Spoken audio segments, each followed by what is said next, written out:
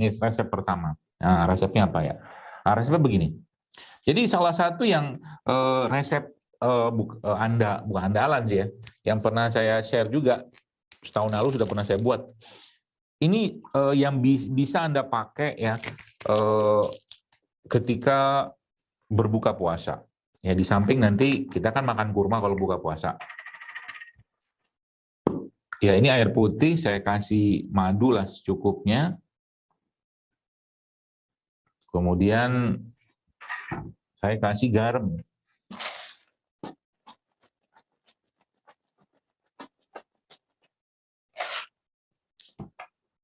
Terus saya aduk. Kenapa diaduk? Biar ada bunyinya. Diaduk biar biar larut.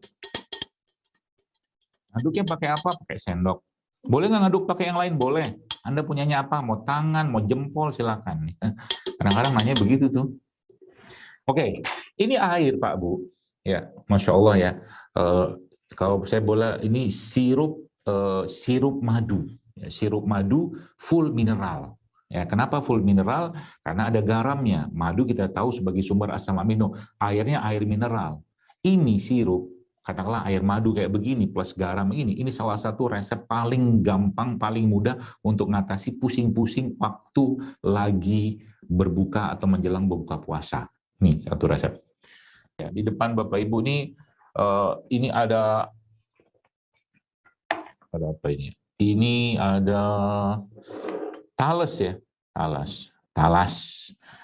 Ada ubi, ada talas. Nah, talas ini kan sebenarnya, Masya Allah, salah satu makanan lokal kita yang juga sangat enak ya. Ini kayak saya udah siapin, saya bela-belain ini buat acara ini. Saya tadi ke pasar beli kelapa. Demi atau acara kita ini, Masya Allah, cicil. Nah, saya kasih garam. Ya, ini garam. Oke, lalu saya kasih ini namanya, ini sebenarnya bukan gula aren ya, ini bukan gula kelapa, tapi namanya ini belum pernah saya share, tapi belum kayak keluarin ilmunya, namanya jegri. Jegri. Ini gula tebu, tapi gula tebu yang beda dengan gula biasa ya. Nah, diolahnya ya. Nah, ini kan saya aduk-aduk begini.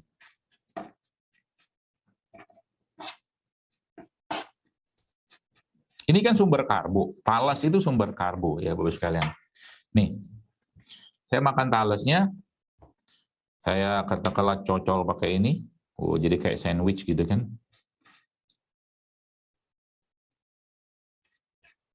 Terus kalau udah lihat makanan tuh pada diem gitu. Ada gini aja deh. Ini ya. Bisa imajinasi dok. Pak Rija, Masya Allah Pak Rija. Ini Pak, nanti Bapak coba dong Bapak. Ini ada talas, saya rebus. Kita kan kalau maji SRN mah nggak ada urusan sama minyak-minyakan. Ada minyak, alhamdulillah. Ya minyak sehat. Ya nggak ada minyak, kau seringnya rebusan kok daripada yang di. Jadi kalau lemak pun, lemak yang sehat. Nanti saya ajarin cara makan kurma yang benar. Bukan benar, tapi makan kurma naik kelas lah, bahasa gitu. Nah ini, karbonya dapat. Karbonya ya. Seratnya kita tahu talas itu kan seratnya banyak, bahkan anti kankernya ada. Karbonya juga dapat, tapi bukan karbo olahan kayak gula pasir gitu. Kemudian di sini juga ada kelapa salah satu lemak yang sangat baik ya, protein, Masya Allah, serat tinggi. Kemudian saya tambahkan garam sebagai sumber mineral, dan saya tambahkan lagi tadi gula tebu itu kan, Masya Allah, kalau kita makan, saya cobain, Bismillah.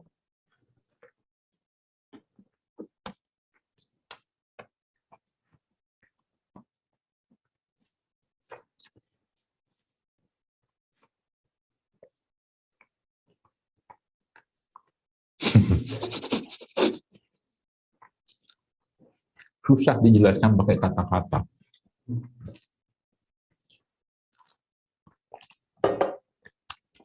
Apa susahnya masjid bikin beginian daripada bakwan? Hah? Ya kan? Kadang-kadang kita tuh nggak mau aja. Apakah ini bukan makanan kelaziman kita? Ini makanan kelaziman kita. Aslinya orang Indonesia itu kan nggak kenal dengan tepung terigu-teriguan. Kita zaman dulu ada singkong, ada talas, ada ubi, ada jagung. Kita nggak kenal dengan gluten-glutenan aslinya. Tapi karena udah masuk dia, ya udah lidah kita udah terjerat dengan rasa-rasa dari terutama lemak-lemak trans tadi. Itu Masya Allah ya. Jadi termasuk juga ya kayak begini ya, kalau sudah ada nih telur ya, saya punya telurnya. Ini saya sengaja rebus nih, bukan buat Pak Riza, karena kalau saya kasih Pak Riza kejauhan.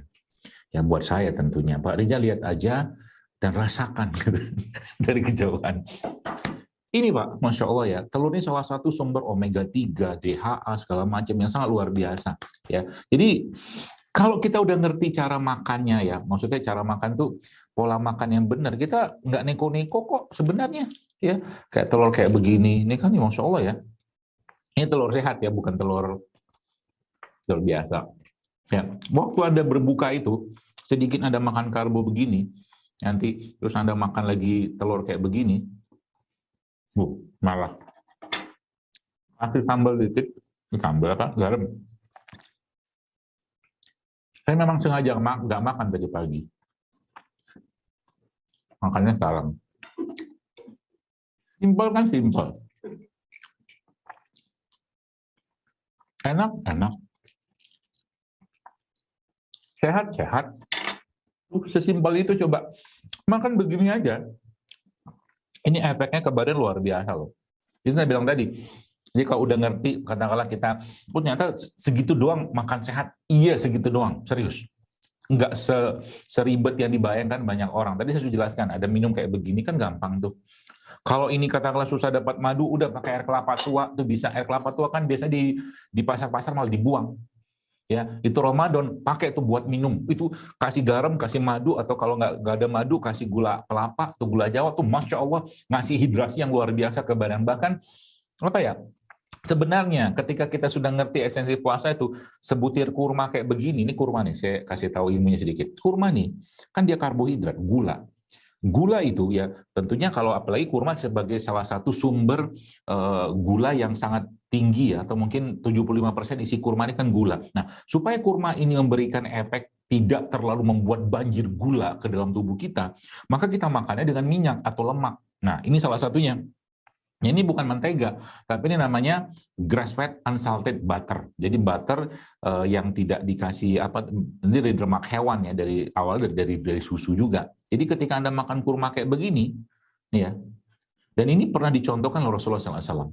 Ya, apa yang terjadi? Kurma ini akan menjadi sangat powerful ya ke diri kita dan tubuh kita, dan dia tidak menyebabkan nanti sembelit juga kalau kita makannya misalkan agak khilaf, agak banyak, gitu kan, karena ada lemak di situ. Subhanallah kan semudah itu. Apalagi, saya coba makan dulu ya.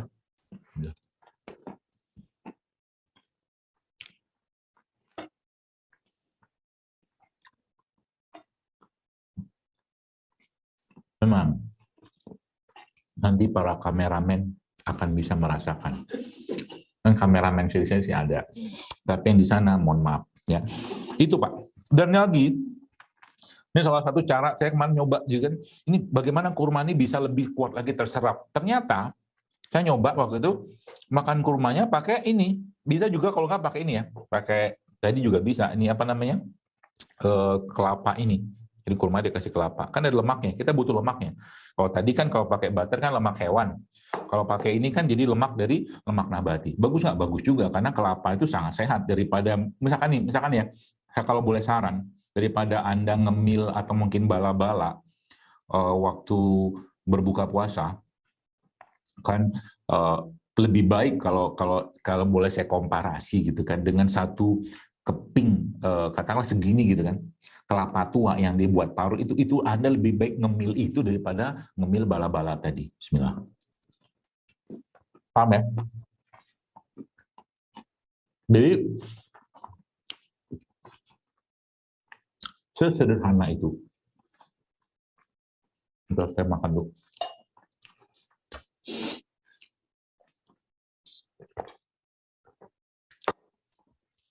Kalau makan begini tiap hari, apa yang terjadi dengan sel-sel tubuh Anda? Bukan glowing, tapi kinclowing. Kinclong dan glowing. Kok bisa? Oh iyalah. This is real food. Ya, ini semua tuh real food. Ya, kurmanya. Ya, apalagi yang, dok, bagaimana caranya kalau Ramadan? Saya pengen apa ya? pengen meningkatkan kecerdasan saya, kan sudah saya tulis tuh di Instagram saya, ya, beberapa jenis buah-buahan yang bisa atau mungkin pangan lah ya, atau bahan yang meningkatkan kecerdasan. Salah satunya ada alpukat. Saya bawa alpukat. Tadi Pak Bu dari rumah ke sini tuh saya tenteng ada 2 tas berat-berat itu, Masya Allah. Demi acara ini, lagi on fire hari ini. Tapi saya on fire-nya itu biasanya kalau nggak makan. Kalau sudah makan biasanya melemah. Kecepatan otak saya menurun kalau makanya kalau lagi ngisi begini biasanya nggak makan saya. Ya, ini alpukat. Dan biasanya makan alpukat emang gini aja. Ini Bapak Ibu, ini salah satu setelah Anda tadi makan kurma tuh waktu sahur, ya waktu berbuka. Kalau mau tambah lagi dengan lemak ya ini salah satunya. Biar alpukat. Ya. Atau kalau enggak, ya itu tadi yang saya share itu, salah satu, kan kalau alpukat merupakan salah satu sumber lemak yang sangat baik untuk jantung kita, untuk otak kita ya. Nah makanya saya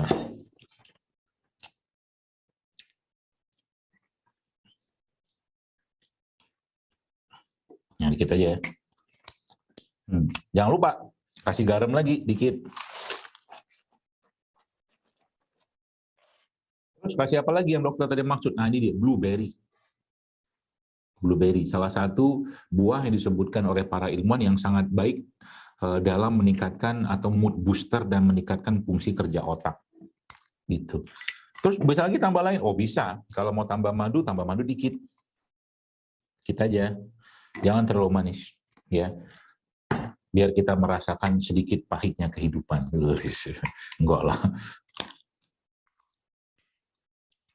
Kemarin saya makan ini, bos, nggak tahu pas lagi acara apa gitu kok, menurut saya, meskipun ini subjektif ya, menurut saya kok kecepatan berpikir saya tuh meningkat. Tapi mungkin iyalah, karena memang makanan-makanan kayak begini efeknya tuh cepat loh. Makanan tuh sejatinya memang meningkatkan kecerdasan. Ya? Makanya salah satu makanan yang banyak digunakan oleh para ilmuwan, bukan ahli ilmu ya, ulama-ulama Islam itu kan adalah kismis. Ya, kismis itu salah satu yang sangat sangat banyak dipakai mereka. Ya, seperti ini. Sesimpel itu doang, nggak perlu dokter nggak di blender, nggak usah di blender. Kalau di blender ya otomatis kunyahan kita nanti nggak dapat. Kalau saya lebih senang buah-buahan itu kalau bisa Anda makan aja, kunyah aja. Kayak begini kan gampang tuh.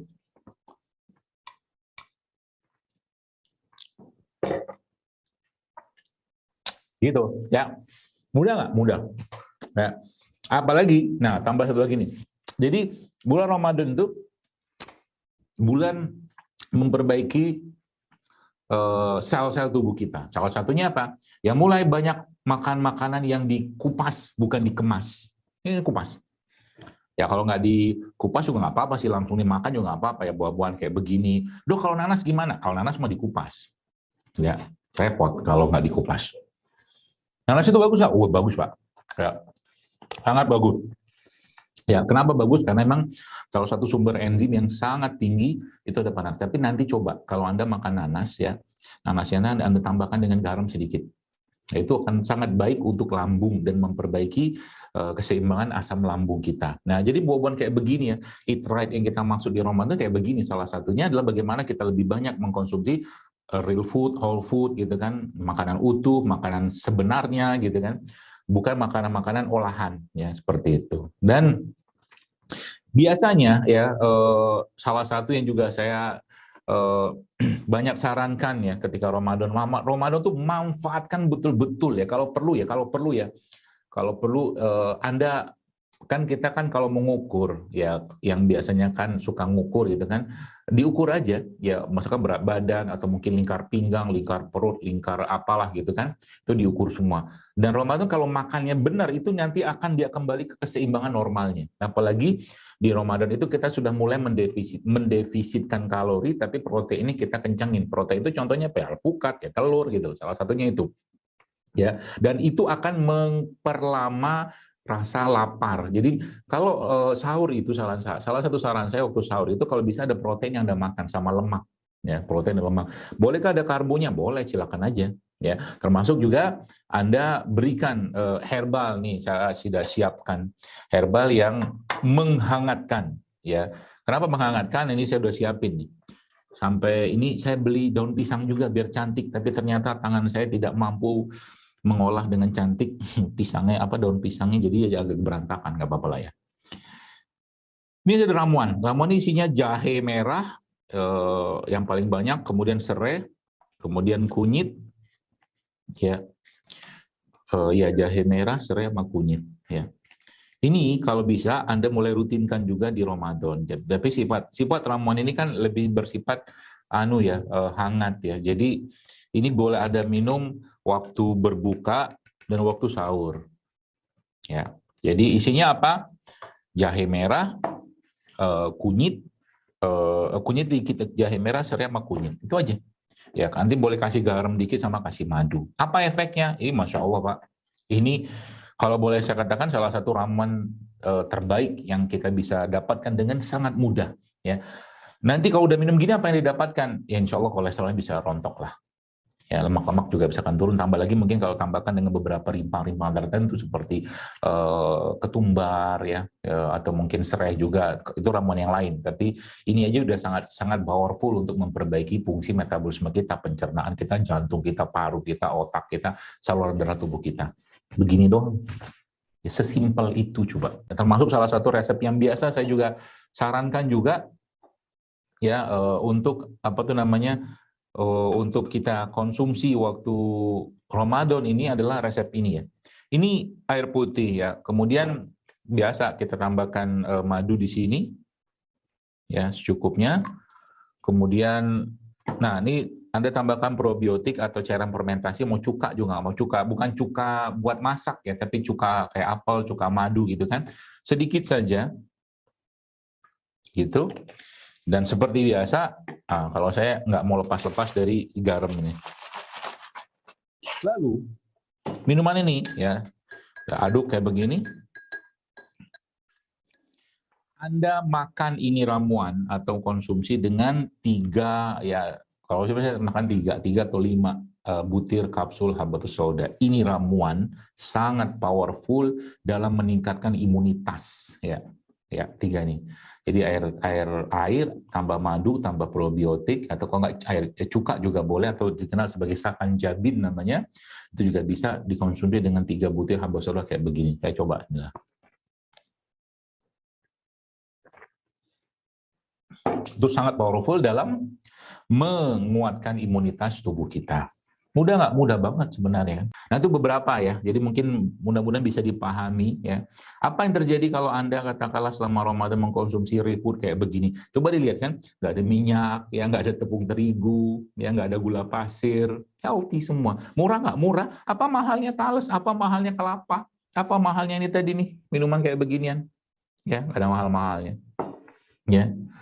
Asal kita mau ya untuk katakanlah ya menjadikan Ramadan ini sebagai momen di mana kita betul-betul ya mengembalikan katakanlah tubuh kita ini ke settingan-settingan awalnya, ya metabolismenya di reset, ya sistem hormon di reset, ya semua fisiologis dalam organ-organ tubuh kita seperti di reset dengan adanya puasa ini, ya.